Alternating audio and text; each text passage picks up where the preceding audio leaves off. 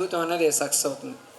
అయితే దాంట్లో కూడా మనకేంటంటే ఇప్పుడు లోయర్ క్లాస్లో ఉన్న వాళ్ళందరూ ఉపాధ్యాయులు అందరూ కలిసి చెప్తేనే ఇక్కడ వరకు 10th క్లాస్ వరకు మేము చెప్పాము, ఇక్కడ వీళ్ళు మంచి మార్కులతోని సమాజం అనే ఒక ఇంటర్మీడియట్ అవ్వచ్చు, ఇంకా అదర్ కోర్సెస్ అన్నింటి దాంట్లోకి జాయిన్ అవుతారు. వీళ్ళు జాయిన్ అయ్యి మీరు మొత్తం టోటల్గా మీ భవిష్యత్తుని నిర్ణయించుకుంటారు. అయితే మనం చేసే పని ఏదంటే మీరు కొంచెం నిబద్ధతతో చేయాలి. ఆ చేసినప్పుడే మీకు చదువు తక్కువ ఉన్నది లేదా నేనేమి చేయలేనని కాదు, చెయ్యగలను అనుకొని మీరు చేస్తున్నాడో ఎప్పుడైనా సక్సెస్ అవుతారు. మీ వంతు మీ కృషి చేయండి. దాంట్లోని చిన్న కథలాగా ఉంటుంది.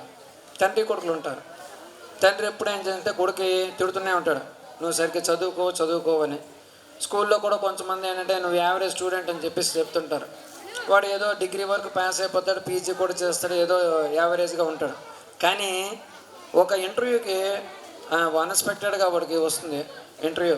అయితే ఇంటర్వ్యూకి వెళ్ళినప్పుడు అంటే వీడికంటే మంచి మార్కులు వచ్చిన వాళ్ళందరూ బాగా చదువుకొని మంచి ఆఫీసుల దగ్గరికి వెళ్ళి చాలా వినయపూరితంగా మాట్లాడతారు, ఆ సర్టిఫికేట్లు చూస్తారు, చాలా అప్రిషియేట్ చేస్తారు, బాగుంది అది అంటారు. అందరూ వచ్చిన వాళ్ళందరూ వాళ్ళకే ఉద్యోగాలు వెళ్ళిపోతాను, వీడేమో ఇక్కడ ఉన్నవాడు డిసప్పాయింట్ అవుతాడు.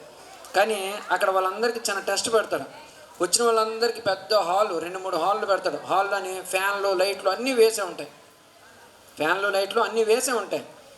ఒక్కడు ఆపడు. వాళ్ళు సర్టిఫికేట్లు పట్టుకొని నీట్గా ఆఫీస్కి తిరిగి వస్తాడు, ఇంటర్వ్యూ అటెండ్ చేసేస్తారు, వెళ్ళిపోతాడు. కానీ రోజు తండ్రి చెప్తుంటాడు, నాయన మనం సంపాదించకపోయినా పర్లేదు, కానీ సంపాదించి ఉంచింది నువ్వు జాగ్రత్త ఉంచితే చాలు, దుర్వినియోగం చేయకుండా ఉంచాలి అని చెప్పేసి ఆ మాటలు చెప్తుంటాడు. అందుకని ఇంట్లో ఇప్పుడు కరెంట్ అయినా ఏదైనా మొత్తం స్విచ్ ఆఫ్ చేయమని ఇలా కొంచెం ట్రైనింగ్ ఇస్తుంటాడు.